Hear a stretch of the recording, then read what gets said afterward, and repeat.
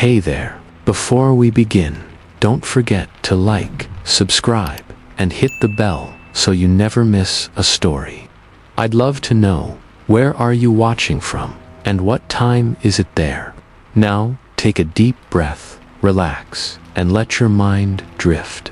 These horror stories will crawl under your skin and linger in the dark. Let's begin.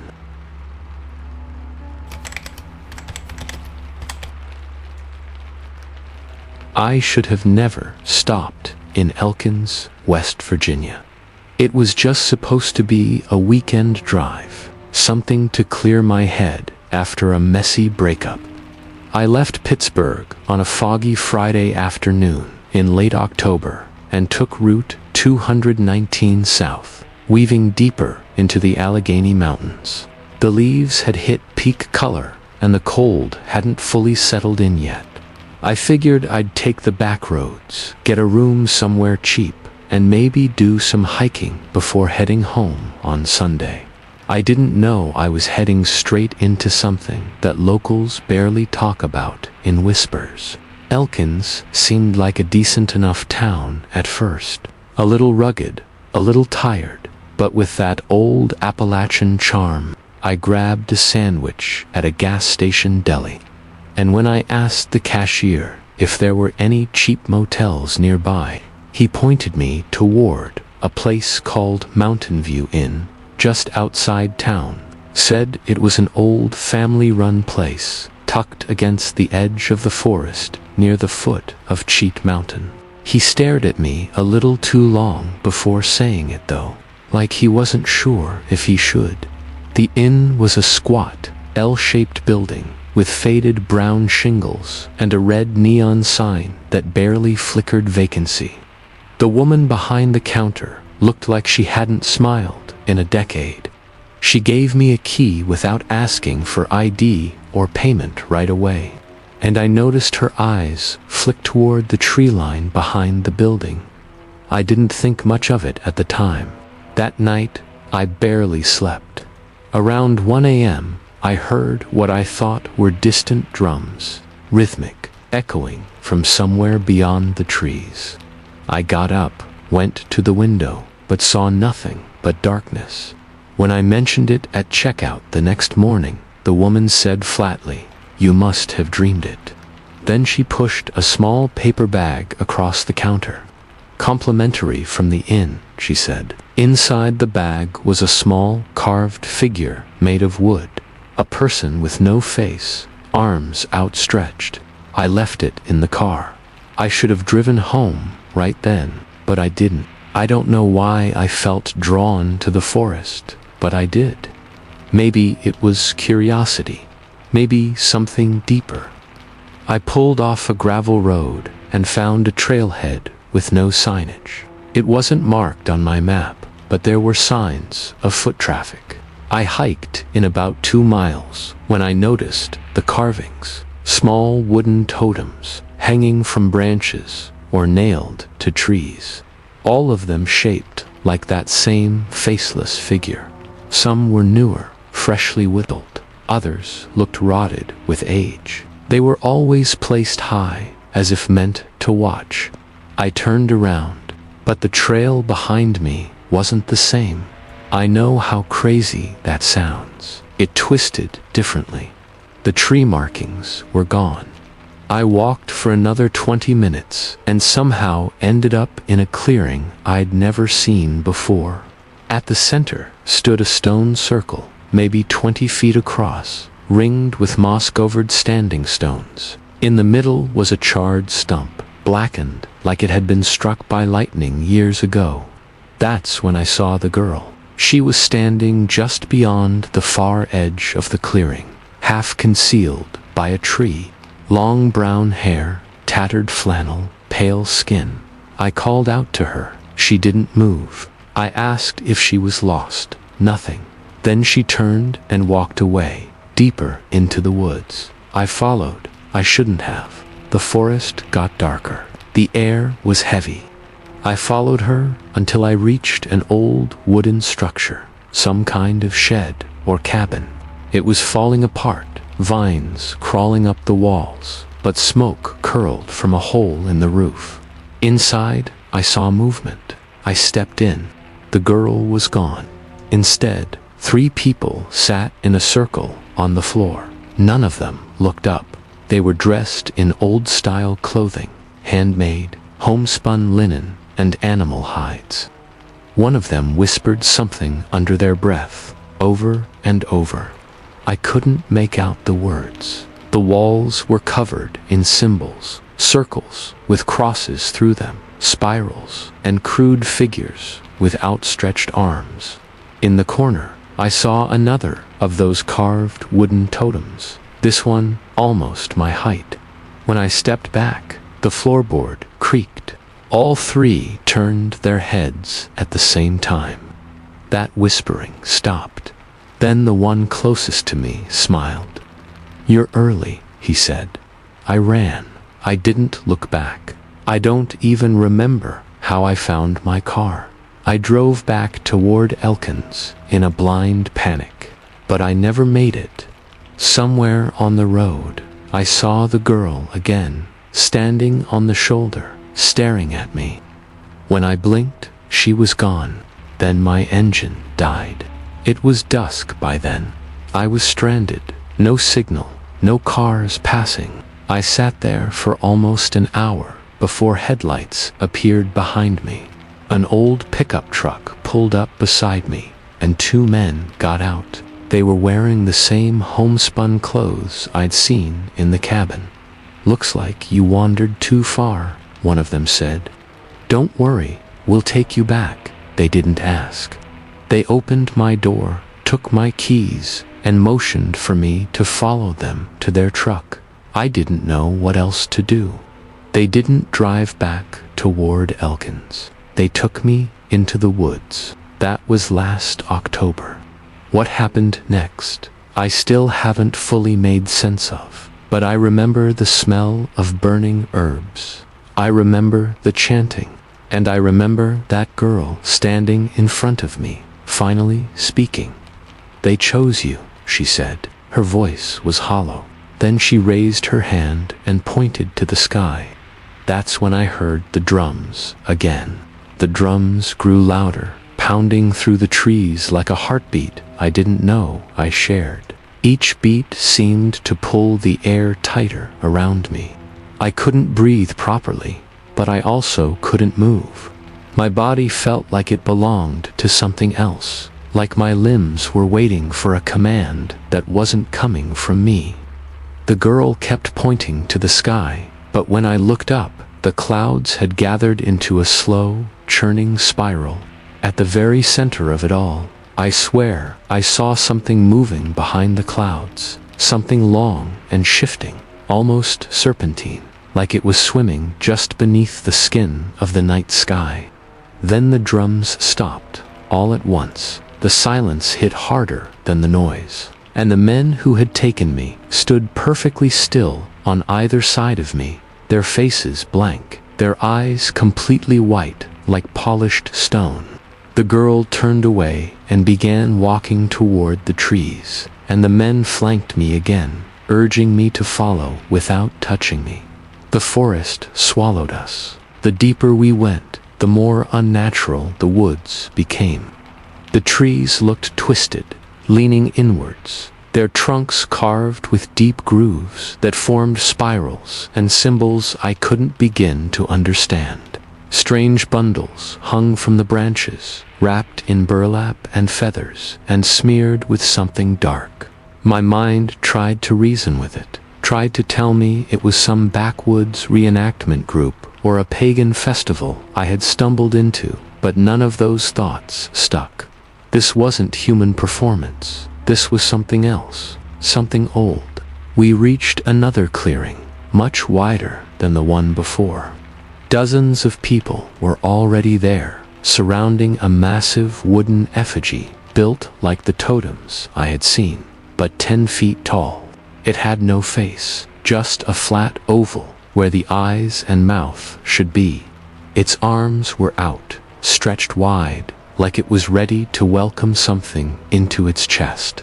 Around the base were piles of small carvings, bones, and what looked like animal skins arranged in rings. Everyone stood completely still, facing the effigy. No one spoke. No one looked at me, not even the girl who had rejoined the crowd. One of the wide-tide men nudged me forward, and when I didn't move, he said softly, "It's time." I shook my head. I tried to step back, but the other man blocked me. I felt my legs buckle. I fell to my knees in the dirt and stared at the figure. It was only then I noticed that the thing's chest wasn't solid wood. It had an opening, a hollow space big enough for a person. My breath caught in my throat. I was the offering. But before anyone moved, something shifted in the crowd. There was a ripple of murmuring, and the girl stepped forward again. She turned to the group and raised her arms. Her voice was soft at first, then grew stronger. "He isn't ready." The others weren't either. A man stepped out from the back of the crowd. He was taller than the rest, face covered in layers of cloth, his hands painted black. His voice was deep, thick with age and smoke. "It is not your place to question the rhythm." The mountain chose. The girl's hands didn't fall. She stared at him with an intensity that made everyone else still. Then why did the last three run? Why did the others die screaming? The man didn't answer. The silence stretched. Then the girl turned to me. "You can choose," she said, "but you have to know what's waiting." She walked to the effigy, placed her hand on its chest, and whispered something I couldn't hear. The moment her hand touched the wood, the forest seemed to exhale. A low groan echoed through the trees, and every person in the clearing knelt at once, even the masked man. Everyone but her. I stood slowly, unsure if I was dreaming or caught in some spell. I felt heat radiating from the effigy, now real heat, like a fire burning just beyond the wood, but I saw no flames. My mind screamed for me to run, but my feet moved forward instead. When I got close, I saw carvings along the inside of the effigy's chest cavity. Dozens of names, scratched in tiny, uneven letters. Some were faded, some still bled sap. I reached out. My fingers barely brushed the wood when a wave of sound and vision hit me. It wasn't a memory. It wasn't a dream. It was like being pulled under into someone else's life. I saw fire in the hills. I saw a town that no longer exists. I saw people kneeling in the mud, crying, screaming, then going silent as they stood one by one, faces blank, their eyes completely white. I saw the girl, younger, standing over a shallow grave. I saw the same masked man, untouched by age. I saw the trees moving in a way they shouldn't, like bending to whisper to one another. Then I saw myself. I staggered back, breath ragged, my chest burning. The girl was there, holding my shoulders. Her expression had changed. There was something broken in her eyes now. She whispered, "I tried to stop it before. I tried to leave, but you can't. Once the mountain sees you, you're part of it, forever." That's when the masked man raised both arms, and the crowd began to chant. The drums returned, pounding from nowhere, vibrating in my bones. The girl turned toward them, lips trembling. "You can still run, but if you do, someone else takes your place." I backed away slowly. No one followed, not at first. I turned and bolted. The woods closed in around me, darker than before, branches clawing at my jacket, stones and roots rising like they wanted me to fall.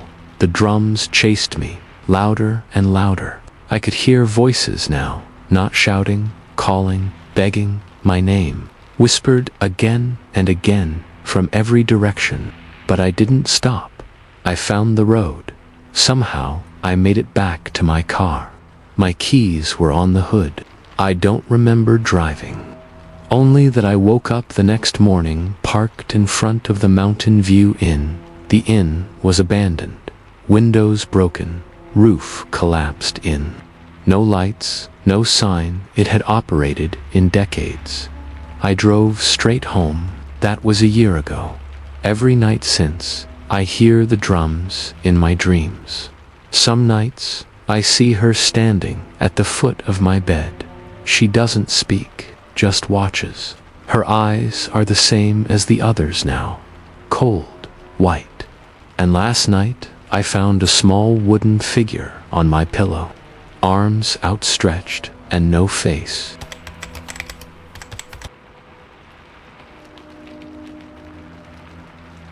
Story 2.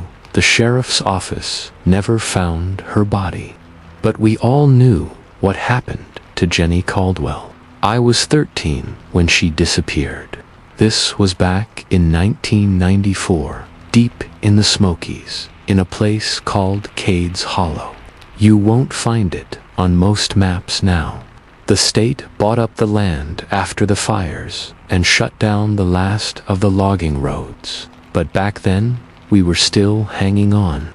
About 30 families, mostly old-timers, scattered across the hills, raising goats and scraping by on what the mountain gave us. It wasn't a bad life. Hard, sure, but peaceful, at least until the Caldwell girl went missing. Jenny was 17. Smart, sweet, always the first to help at church or bring soup to a sick neighbor. Her daddy worked at the mill, and her mama ran the post office out of their front room. Everyone knew her, and most figured she'd leave the mountain for college, maybe make something of herself. But she never got the chance. It was a Saturday morning when her younger brother, Micah, came running down the hill, screaming that Jenny was gone. He said she left before dawn to pick ramps in the woods near Devil's Ledge and never came back. A search party was organized by noon. Half the town combed the trails, dogs barking through the brush, folks shouting her name. We searched for 2 full days. We didn't find a single trace, no footprints, no torn clothing, no broken branches. It was like the woods swallowed her whole. But something else happened out there. Something people didn't talk about openly. I know, because I saw it, and what I saw changed everything I thought I knew about that place. It was the second night of the search. I was out with my cousin Eli and a man named Clem Whitaker. We were sweeping the southern edge of the hollow near an old deer trail no one used anymore. The air felt wrong, still, like the woods were holding their breath. Eli said he kept hearing whispers, like someone was following behind us. Clem brushed it off as wind or nerves, but we all knew the stories about that part of the forest. Devil's Ledge wasn't just a name. Folks said things lived near there, old things. We were about to turn back when I saw a flicker of light through the trees. At first I thought it was a flashlight, but it moved too smoothly. It glided, almost like a lantern swaying on a rope. I pointed it out, and we pushed deeper into the woods. Clem told us to be quiet, to keep low. As we got closer, we heard voices, low chanting, slow and rhythmic. It didn't sound English, didn't sound like anything I'd ever heard. Then the light vanished. We came into a clearing surrounded by thick pines. At the center stood a stone altar, flat and weathered, covered in moss. Around it were 8 figures in dark robes, all facing inward, their heads bowed. None of them looked up.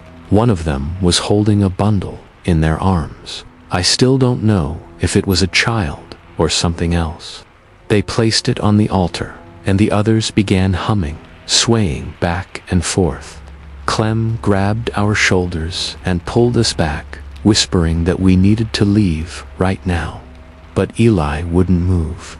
He was staring at one of the robed figures, frozen like he'd seen a ghost. "I know that woman," he said under his breath. Later, he told me it was Miss Leila Henson, a widow who lived 2 ridges over, made quilts, always brought pies to potluck. Eli swore it was her and the man beside her. He thought it was the town preacher. We never told anyone what we saw. Not that they would have believed us. The next day, the search was officially called off. Jenny was declared missing, presumed dead. Her parents were never the same. Her father drank himself to sleep most nights. Her mother stopped leaving the house. It was like the whole town slowly agreed not to speak her name anymore. But the worst part came weeks later. Eli went missing. One morning, he just didn't come down for breakfast. His bed was made, his boots gone. No note, no sign of struggle. My aunt and uncle tore the house apart. Sheriff said maybe he ran off. Maybe the grief of what we saw got to him, but I knew better. Because that night, I saw the light again. Out my bedroom window, beyond the tree line, a soft, swaying glow. I followed it. I know I shouldn't have, but when you're a scared kid trying to make sense of something, you do stupid things. I slipped into my boots, grabbed my flashlight, and followed the light up the hill, past the creek, deep into the pines. It was colder than it should have been. No bugs, no birds, nothing but the sound of that chanting again, coming from somewhere far ahead. I came to the same clearing, only this time it wasn't 8 figures, it was 10. And standing in the circle was Eli. His eyes were vacant, lips moving in rhythm with the others. He looked right through me, like he didn't even see me. I turned and ran. I didn't stop until I was back in bed, sweating, shaking, my lungs on fire. The next morning, I found something outside my window, a single, handmade quilt square. Stitched into it, in red thread, was a spiral. I didn't tell anyone about the quilt square. I just stared at it, my fingers trembling as I ran them over the spiral. The stitching wasn't done by machine. I could see the slight inconsistencies, the tiny slips in the thread. This was hand-sewn carefully, patiently. Someone had taken the time to leave it for me. I wrapped it in a flannel shirt, shoved it in the bottom of my dresser, and didn't speak of it to anyone. But from that morning on, I stopped sleeping through the night. Every time I closed my eyes, I saw Eli's face, empty, blank, not drugged, not dead, just gone. Like his soul had been scooped out and filled with something else. I started locking my window at night, then my bedroom door, but it didn't matter. Each night, I'd hear the same chant in the distance, soft and low, pulsing through the walls like a heartbeat. Nobody else seemed to notice, or maybe they were pretending not to. I thought about telling my parents, but I knew what would happen. They'd shake their heads, tell me I was grieving, seeing things, just like everyone else did when Jenny vanished. The truth was, most folks in Cades Hollow already knew something was wrong with that forest. They just chose to ignore it, because facing it meant accepting the truth, that we weren't alone on that mountain, and we never had been. 2 weeks after I saw Eli, Miss Leila Henson was found dead in her kitchen. Natural causes, they said. But that didn't make sense. She was barely 50, strong as an ox. She'd just been at the church potluck the week before. But what rattled people most wasn't her death. It was what they found on the ceiling of her kitchen. A spiral, drawn in what looked like soot or ash, perfectly symmetrical, right above her stove. Sheriff's deputy tried to scrub it off, but it stained the paint. They ended up sealing the house and boarding it shut. Nobody lived there again. More strange deaths followed. An old farmer named Curtis shot himself behind his barn. A young mother named Bethany Griggs drove off the road in broad daylight. No alcohol, no skid marks, just straight off a ridge. And each time, someone found a spiral in the dirt, in the snow, scratched into window glass. The mountain was marking people. I started skipping school, wandering through the woods with an old camera and a notepad, trying to document what I could. I found other things out there. Old shrines built from stacked stones and bones, rusted oil lanterns still hanging from low branches, trees with bark peeled in perfect rings, and more of the symbols, always spirals, always in places where no one should have been. I never heard the chanting again in daylight, but I felt watched, like the mountain was waiting for something. That winter, everything came to a head. It was just after New Year's when the fires started. 3 houses went up in one night: the Harlan place, the Witts, and the old abandoned mine office down by the creek. No one saw who did it, no footprints in the snow, but people started leaving, packing up and driving out in the middle of the night. Some left everything behind. The town began to die right in front of me. Then Jenny Caldwell came back. I saw her with my own eyes. It was a Thursday night, cold enough to freeze your nose hairs the second you stepped outside. I was lying awake, staring at the ceiling, when I heard tapping on my window. Not knocking, tapping like fingernails. I sat up slowly and pulled back the curtain, expecting maybe a branch or a squirrel. But standing there, barefoot in the snow, was Jenny. She looked exactly the same as the day she vanished. Same clothes, same long brown hair, but her skin was pale like candle wax, and her eyes were black, not dark, black, like holes punched straight through her. She didn't move, just stood there, tapping. I couldn't scream, couldn't move. I just stared. Then she smiled. Not a sweet, gentle smile like she used to have. This one was wrong. Too wide, too still. And then, in the faintest voice, I heard her say, "It's almost time." Then she was gone. I don't remember going back to bed. I just remember waking up on the floor with frost on the inside of my window and a spiral drawn in the condensation. The next morning, there was a meeting at the church. Only 8 families still remained in the hollow, and they were scared. People whispered about what I had seen. Turns out I wasn't the only one. Jenny had been seen twice more, once in the woods near the creek, and again walking up the hill toward Devil's Ledge. Some said she was a ghost. Some said she never died. Some said she was something else now. The preacher, whose sermons had grown shorter and stranger since the summer, told us all to pray harder, to trust that the mountain would spare the faithful. I stood up and told them what I'd seen weeks earlier: the robed figures, the chanting, Eli. They asked me to leave the church. That night, I packed a bag. My parents refused to go, said we were born on that mountain and we'd die there too. I didn't argue. I waited until they went to sleep. Then I ran, took the creek road west, and didn't stop walking until morning. A trucker picked me up near a gas station 5 towns over. I never went back.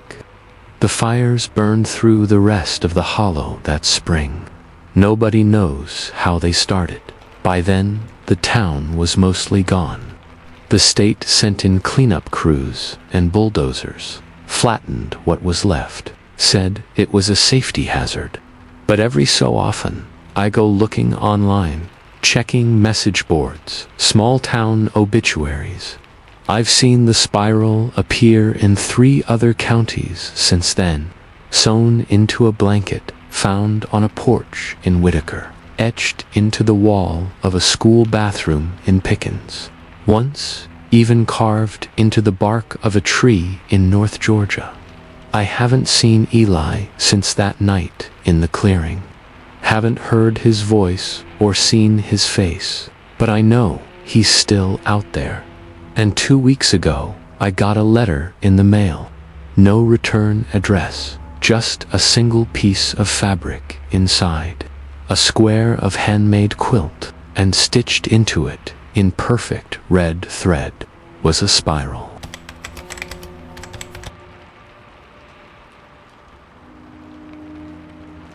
Story 3.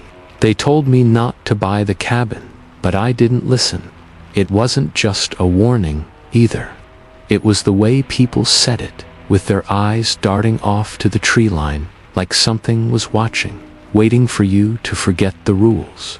I was 33, recently divorced, and desperate to disappear for a while. A friend of a friend had inherited a remote hunting property in the Tennessee stretch of the Appalachian Mountains and sold it to me dirt cheap. 40 acres of forest, a 2-bedroom log cabin with working plumbing, and a tiny gravel drive that twisted through the trees like it had grown there on its own. It sounded like peace, like silence, and that was exactly what I thought I wanted. The first time I saw it in person, I'll admit, it gave me pause.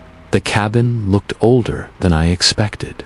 The roof was rusted tin, patched in places with dark boards, and the logs were almost black with age. It had no curtains, just heavy wooden shutters. The forest around it pressed close, trees leaning in from all sides like they were trying to reclaim it. But I'd already signed the deed. I'd already cashed out my savings and walked away from everything in Ohio. So I unloaded my truck, unpacked what little I brought, and told myself the unease was just nerves. It wasn't. That first night, I couldn't sleep. There was no cell service, no internet, and no electricity beyond what the old generator in the shed could manage. So I lay in bed, listening to the woods. At first, it was peaceful. Crickets, the occasional hoot of an owl. But around 2 a.m., everything went still. No bugs, no wind, just silence so deep I could hear my heartbeat in my ears. Then the sound started. A slow, wet, dragging noise just outside the window, like someone pulling something heavy through the leaves. I held my breath, not moving, convinced it was a bear or some other animal. But then it stopped, and after a few long seconds, came a knock. Not a loud, angry pounding, just a single, deliberate knock on the wood near the front door. I froze, waiting for a second one. It never came. I stayed up until dawn, gripping the old revolver I'd brought for safety, never hearing another sound. In the morning, I checked the front step. No prints, no disturbed dirt, nothing. I told myself it had to be a branch falling or maybe a raccoon, and brushed it off. I did that a lot in those early days, made excuses, tried to rationalize. But the longer I stayed there, the more the forest began to feel like it was watching me. Trees didn't sway unless I was looking away. The wind moved when I stood still. Once, I found a line of stones stacked in front of the cabin, leading from the edge of the woods right to my door. Perfect little pyramids, 6 of them, each one spaced exactly 4 feet apart. I kicked them over. They were back the next morning. A week in, I found something worse. I had taken a long walk deep into the forest, trying to clear my head. The trail behind the cabin stretched for miles, but this time I turned off it, following what looked like an old game trail. I don't know why I did it. Maybe I just needed to feel like I was discovering something. After about 20 minutes, I came to a shallow ravine, and on the far side was what looked like the remains of a fire pit. Stones arranged in a circle, blackened from use. But in the center was a wooden frame, like a crude altar. Tied to it was what looked like the carcass of a goat. It had been cut open, its organs removed, and placed in small piles around the body. Symbols were carved into the wood in spirals and triangles, and the ground around it was scattered with feathers and rusted nails. It hadn't been there long. I turned around and went straight back to the cabin, not stopping once to rest. That night, I kept the generator running and every light on. I slept with the revolver under my pillow. I told myself it was just some locals doing weird rituals, maybe a hunter's prank. But 2 days later, I found something on my doorstep, a length of twine, tightly braided, with what looked like a human tooth tied to the center. I drove into the nearest town the next morning. The town was called Whitlow Gap, small, quiet, and old in that way Appalachian towns get when the coal dries up and the younger generation moves away. The people weren't rude, but they weren't friendly either. They watched me like they were waiting to see what I'd do. I asked around about the cabin, about the property. Most folks just shrugged or mumbled that it was real private land, best left alone. But an old man outside the hardware store told me something I still can't forget. That land used to belong to the Corbin family, he said, eyes squinting toward the hills. Old blood, deep roots. They didn't build that cabin to live in. They built it to hold something in. When I asked what he meant, he only shook his head. They kept to themselves, wore black, even in summer, buried their dead face down. Some say they had a church out there, a different kind of church. I tried to press him, but he wouldn't say more, just lit a cigarette with a shaky hand and muttered that not all things should be remembered. I should have left then, but I didn't. I told myself it was just folklore, backwoods, paranoia. I even laughed about it on the drive back. But I stopped laughing the next time I found the front door wide open, even though I had bolted it shut. Nothing inside was missing, but the quilt on my bed had been turned down, like someone was waiting for me to return. That night, I heard the knocking again. 3 slow knocks, this time, then a 4th, louder, then silence. And after a long minute, a voice, soft, calm. Let me in. I didn't answer. I didn't move. I lay in bed, staring at the door, hand clenched around the revolver under my pillow. Every muscle in my body locked tight. The voice didn't come again. No footsteps, no retreating sounds. Just the wind pushing against the cabin walls like something massive was slowly exhaling. I must have stayed like that for hours, waiting for dawn, terrified that if I blinked, the thing behind the door would be inside. When the sky finally lightened to gray, I crept to the door and opened it with shaking hands. Nothing. No footprints. No sign of a person. Just the dense hush of the trees. But something was different. At the foot of the steps, carved into the dirt with perfect symmetry, was a spiral. Long, shallow grooves that circled inward like a vortex. I stared at it for a long time before going back inside. I didn't sleep again. I made up my mind to leave, packed what I could in one duffel, left the rest. I was almost out the door when I saw something new on the cabin wall, just above the fireplace. A small wooden plaque, I swear, had never been there before. It looked handmade, coated in soot or some kind of black resin, and etched with those same spiral markings I'd seen in the forest. At the center of it was a symbol, an eye, crudely scratched, lidless, staring. I didn't touch it, just turned and left, locking the door behind me out of habit, even though it clearly didn't matter. But as I drove the winding gravel road toward the highway, my truck's check engine light came on. Then the steering started pulling. Then came the smoke. I barely made it a quarter mile from the cabin before the engine died completely, stranding me in the middle of nowhere. No signal, no nearby homes, just forest all around. I slammed the steering wheel and sat there, panic crawling up my throat, trying to decide if I should hike back to the cabin or keep walking forward. That's when I saw the girl. She stepped out of the trees on the left side of the road, maybe 20 yards ahead, pale skin, barefoot, long black hair, wearing a white dress that looked a century out of date, like something you'd see in an old photograph. Her arms hung limp at her sides, and she didn't speak, didn't even blink. She just stood there, staring straight at me. I called out, asking if she needed help, if she was hurt. No response. I climbed out of the truck and took one cautious step forward. That's when I saw her smile.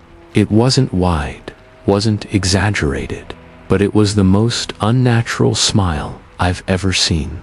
Too calm, too confident, like she knew something I didn't. I backed away slowly and got back in the truck, locking the doors, even though the windows were half down. When I looked back up, she was gone. No sound, no movement, just vanished. I didn't wait to see what came next. I grabbed my bag, slammed the door shut, and started walking the other way, deeper into the forest. I knew it didn't make sense, but every part of me told me not to go back to the cabin.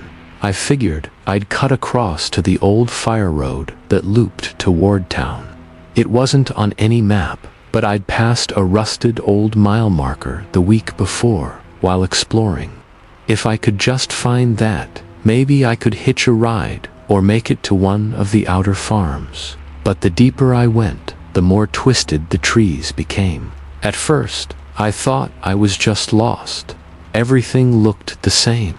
No trail, no familiar shapes. But then I saw it, the spiral, carved into the bark of a massive oak, 5 feet wide, circling upward like a staircase, and at the base, a small bundle of twine tied in a knot around what looked like a bone.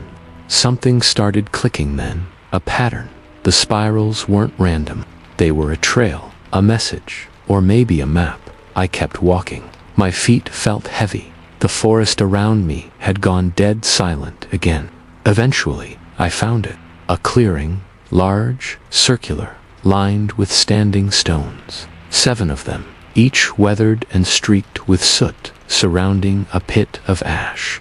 At the center stood a structure, stone and wood, shaped like a chapel, but without doors or windows, just a single open archway. I should have turned around, but my body didn't listen. I walked inside. The air was colder in there, thick, like stepping into a deep cave. Inside, I saw dozens of wooden figures hanging from the ceiling, all carved the same way, faceless, arms out, each one tied by the neck with thread. Beneath them were small stone slabs, each engraved with more spirals, circles within circles, and names. Some I recognized: Corbin, Merfield, Elias, and one that made my blood run cold. My name, it was freshly carved. The moment I saw it, I heard footsteps behind me. I turned, but no one was there. Then the chanting started, low, rhythmic, all around me, from the walls, from the trees, from beneath the earth, a language older than words. I backed out of the chapel, heart pounding, and ran. I don't know how long I ran. The trees shifted around me, the spirals appearing everywhere, on bark, on stone, even in the dirt beneath my feet. I ran until my legs gave out. When I woke up, it was morning. I was lying on the gravel road near the bottom of my driveway. My truck was there, engine fine, no smoke, no lights. The cabin door was wide open. I left everything, drove straight to the nearest town, then to the next state, never looking back. I sold the land through a lawyer and never returned. That was 8 years ago. But last week, I found a box on my front porch. No return address. Inside was one thing, the wooden plaque from the cabin wall, covered in soot and still warm.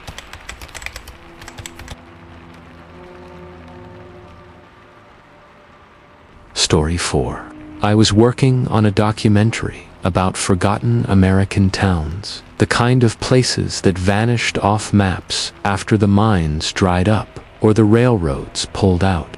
I'd been through dozens already: silent main streets, collapsed barns, overgrown churches. But when I came across the name Wright's Hollow in an old Appalachian survey log, something about it felt different. There were no photos, no census records past 1891, just a few vague mentions in mining reports and one hand-drawn map tucked in the back of a dusty county archive. The town was nestled deep in the mountains, near a stretch of forest that locals only referred to as Dead Man's Bend. Every time I asked about it, the old-timers would give me the same look, a flicker of unease, a long pause, and a quiet, "Don't go there." Naturally, I went. I drove as far as I could into the hills, past old coal roads and through switchbacks where the trees nearly touched overhead, thick and heavy with moss. Eventually, I had to ditch my truck and hike the last 5 miles in, and the trail, if you could call it that, was barely visible. More animal path than foot trail, but the map led me onward. As the forest closed around me, I started seeing strange signs. Carvings in the bark of trees, triangles, dots, spirals, stacks of stones that looked too deliberate to be natural. And then I smelled the rot. Not animal rot, not decay from leaves or mud. It was sweeter, meatier, like something long dead but not yet buried. The air was thick with it. I pushed on anyway, heart pounding harder with each step, until finally the trees opened up and I saw the town. Wright's Hollow sat in a deep basin, surrounded by high ridges on all sides like a bowl. The houses were still there, though most were leaning or half swallowed by ivy. The church steeple was cracked down the middle, its bell rusted in place. The general store had caved in completely, roof melted into the foundation. But what struck me most was how untouched it all was. No graffiti, no broken windows, no sign of teenagers or modern scavengers. It was like no one had dared step foot here for over 100 years. I set up camp just outside town, near a stream, hoping to catch golden hour light for some drone footage. But as soon as the sun dipped low, everything changed. The woods went dead silent. No wind, no birds. Even the insects stopped. I stood frozen, my breath fogging in front of me despite the warm summer air. Then came the sound, soft at first, like wind rustling paper. But it grew louder, crisp, regular footsteps, not on dirt, but on wood, measured, deliberate, like someone pacing the floorboards of a house just out of view. I turned, expecting to see someone behind me. Nothing. But when I looked back at town, one of the windows in the nearest house, what used to be a post office, was lit.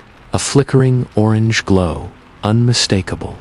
I grabbed my flashlight and camera and made my way down the hill, convincing myself it had to be a trick of the sun or leftover glass catching the light. But the closer I got, the warmer the air became. The rot smell intensified, making me gag.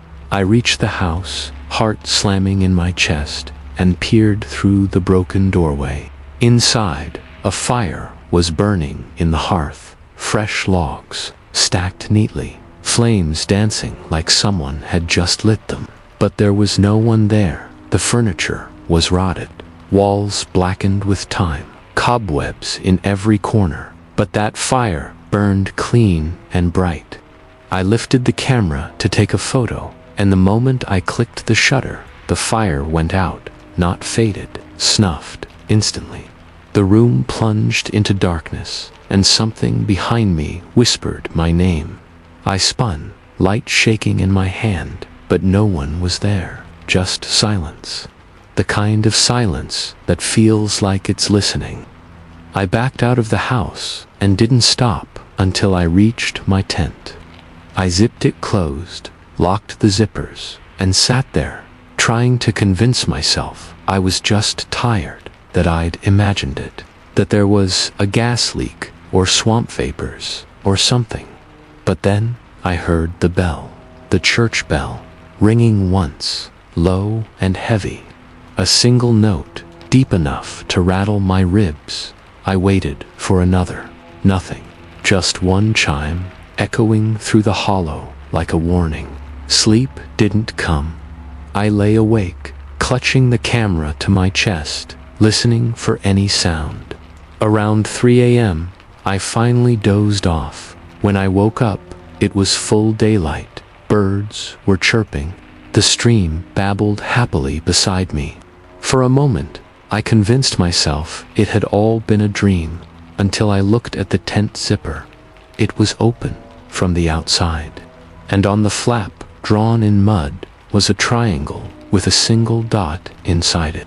The same symbol I'd seen carved into the trees, the same one I would find again and again and again, everywhere I went in Wright's Hollow, especially once the sun went down. I didn't pack up right away. Part of me wanted to run, but another part, the part that had gotten me into dangerous spots before for the sake of a good story, forced me to stay. I told myself it could still be explained. Maybe someone else had come through here recently. Maybe hikers or squatters. Maybe kids playing a prank, though the nearest town was 40 miles out and barely clinging to life. I convinced myself to spend one more night in Wright's Hollow. Just one. I'd keep my camera rolling. I'd document everything. If something happened again, at least I'd have proof. That day, I wandered deeper into the town. I filmed the old schoolhouse, the mine entrance, even the cemetery. The graves were strange, though none of them had surnames, just first names carved crudely into lichen-covered stones. Jonah, Elsie, Tom, Mother, the new one. A few didn't have names at all, just that same triangle and dot symbol, and none of the dates made sense. One headstone read, born 1864, returned 1891. Another said, she waits below. I tried to shake it off as mountain superstition, but the deeper I got, the more wrong it all felt. Not just eerie, but off, like the air was thicker here, like something was waiting to be acknowledged. That evening, I chose a different place to camp. I didn't want to be near that firelit house again, so I moved closer to the church. I set up my tent just outside its broken fence and ran audio equipment along the path leading in. Around 11 p.m., I heard movement, soft footsteps on gravel, then dragging. Then, for a moment, nothing but breathing, slow, steady, right outside my tent. I didn't move. Then, I heard whispering, not words, just a low stream of sound, like someone chanting without using their voice. It passed by the tent, faded, and I finally dared unzip it, just a crack. The yard was empty, but my mic recorded something. When I played it back, I heard dozens of feet moving through the grass, and under it, a single word, repeating over and over again in a deep, hollow tone, return. The rest of the night passed in patches of restless half-sleep. Just before dawn, I gathered my gear and forced myself to go into the church. Its doors were rotted and open wide, like a gaping mouth. Inside, dust floated in thick beams of light through shattered windows. The pews were broken, splintered, and shoved aside, as though something massive had moved through them. The altar at the front had been replaced, not with a cross or scripture, but a stone slab, old, cracked, darkened, with something that looked like dried blood. Carved into the stone, again and again, was the triangle with the dot. And then I saw what hung above it. Dozens of small wooden dolls, effigies, hung from the rafters with twine, each with a tiny triangle carved into its chest. Some were burned, others stained, but all of them had something stuffed inside their heads. Tufts of black hair, animal teeth, something that looked disturbingly like skin. I turned to leave, bile rising in my throat, when something moved in the shadows of the balcony above. A figure, pale, watching. Its eyes caught the light and reflected back like an animal's. I didn't wait. I ran. I didn't even grab my gear. I bolted through the graveyard, into the trees, crashing through brambles and branches, until I made it back to my truck. I didn't stop driving until I hit the interstate. I didn't tell anyone for months, but the dreams didn't stop. They never do. I still see the triangle in my sleep, still hear that word, return. And sometimes, when I wake up, I find dirt on my feet, twigs on my floor. Once, I found a doll at the foot of my bed, its chest carved with that same shape, and I don't know how it got there. I never went back to Wright's Hollow, but sometimes I think it's coming back to me, one whisper at a time, one step closer each night.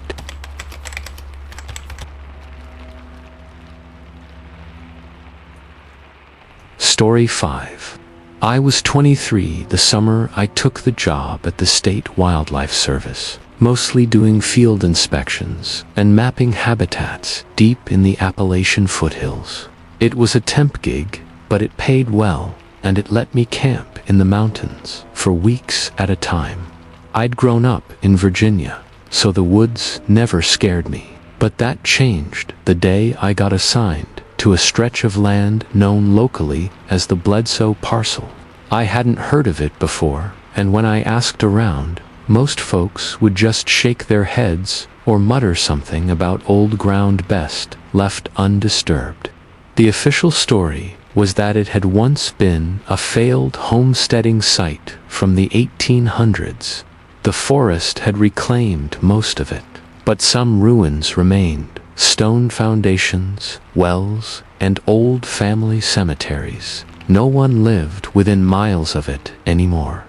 My job was to go in, mark any endangered species habitats, and verify the boundaries for potential preservation status.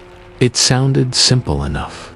I packed for 5 days and hiked in early on a Monday morning, thinking I'd be back out by Friday. I was wrong. The first thing I noticed when I crossed into the parcel's northern edge was how quiet it got. No birds, no wind. Even the insects seemed to avoid the place. The forest was dense and old, trees wide enough to park a truck inside, bark covered in hanging moss and deep scars like claw marks. I set up camp near what the map marked as the original settlement site. There were the ruins, all right, collapsed chimneys, half-buried cellar holes, and the remnants of a wooden post fence, long rotten through. But there was something else. Every ruin was surrounded by piles of stones, stacked carefully and deliberately. Some were tall towers, others short spirals. All of them had something embedded at the top. Old bones, bird skulls, shards of pottery, or scraps of leather. It didn't look like anything natural. It looked like someone had made them. Recently, I tried to shake the feeling off and spent the first 2 days doing my job, recording plant species, setting up wildlife cameras, and drawing boundary markers. But the deeper into the parcel I went, the more I felt like I was being watched. The woods weren't empty. I could hear movement, soft, deliberate footsteps pacing just beyond my sight. I'd catch glimpses of something dark between the trees, not an animal, too tall, too still. And at night, I'd wake to find the stone piles had moved, rebuilt in new places, closer to my tent. By the third night, I stopped sleeping. That was when I heard the humming. It started around 2 a.m., low and mournful, not like a person, more like a vibration through the earth, a deep tone that seemed to pulse in my bones. I stepped outside my tent with my flashlight, scanning the trees, nothing. But then I turned and saw a line of stacked stones right behind me. Atop the highest was a severed deer's ear, still fresh, still bleeding.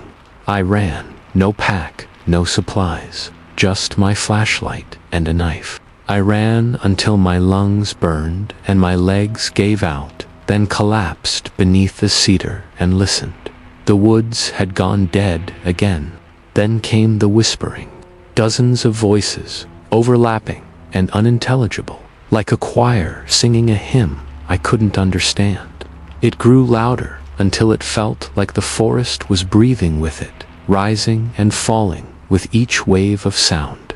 And then I saw them, figures moving between the trees, tall, wrapped in burlap and twine, faces covered by wooden masks, each carved with spirals and sun symbols. They didn't walk, they glided. Their feet never touched the ground, and all of them were headed in the same direction, back toward my camp.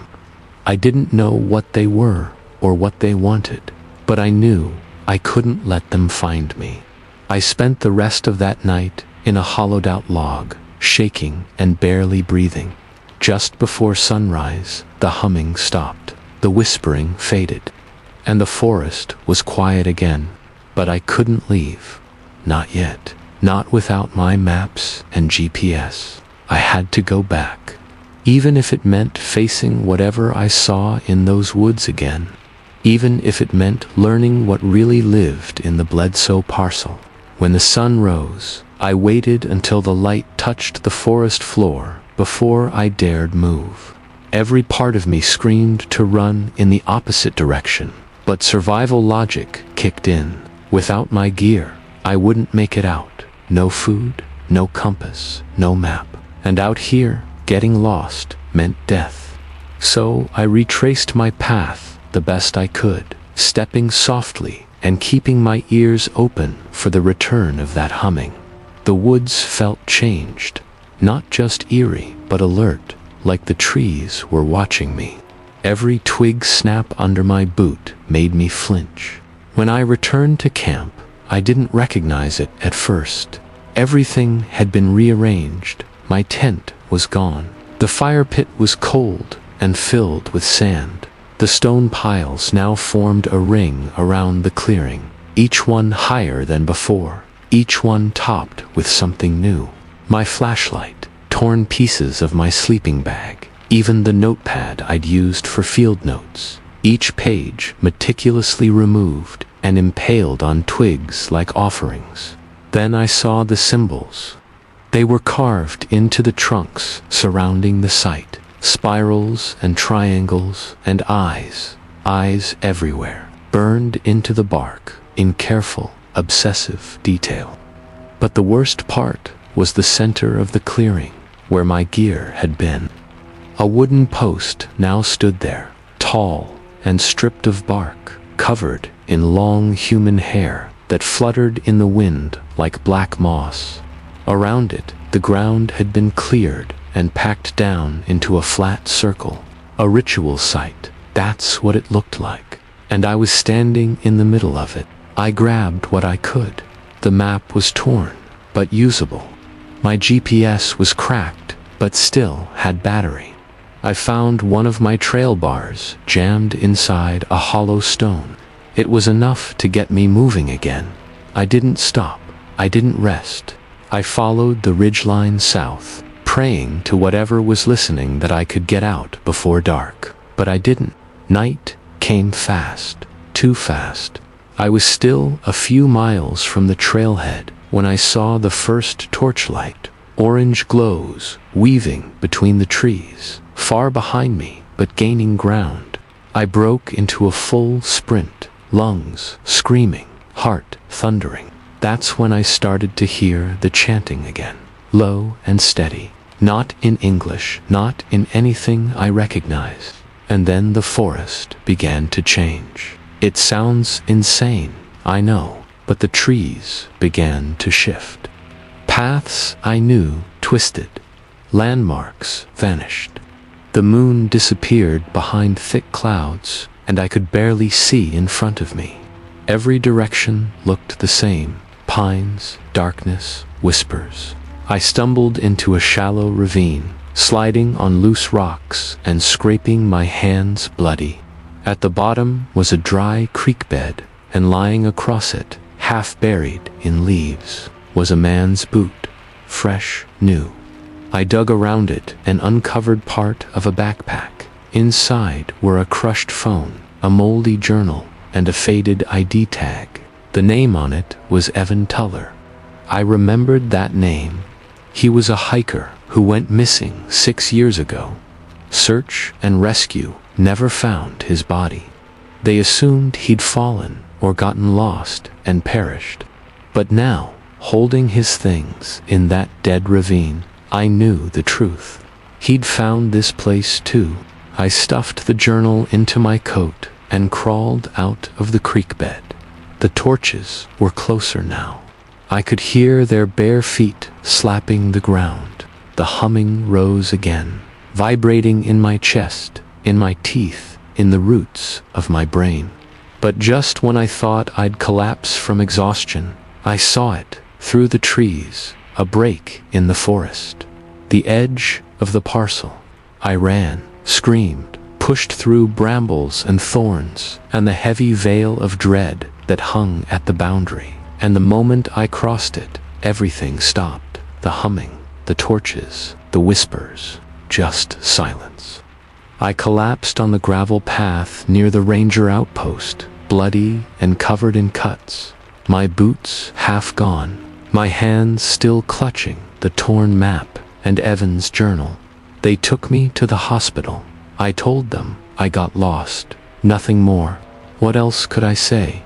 No one would believe what's out there.